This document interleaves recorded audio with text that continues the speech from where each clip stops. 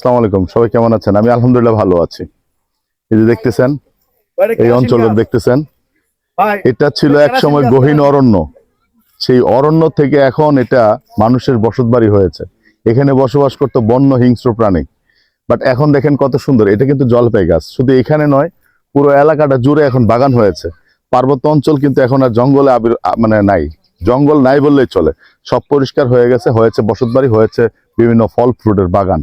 মানুষের যদি সদিচ্ছা থাকে, দেখেন জঙ্গলে মঙ্গল একটা কথা আছে, সেইটাকেই প্রমাণ করে দিয়েছে মানুষ। কি সুন্দর সুন্দর বাগান করেছে, একের পর এক সুন্দর সুন্দর গাছ গাছালি, ফল ফ্রুটের বাগান করে ভরপুর হয়ে গেছে। এখন পাহাড়গুলো অনেক সুন্দর হয়েছে।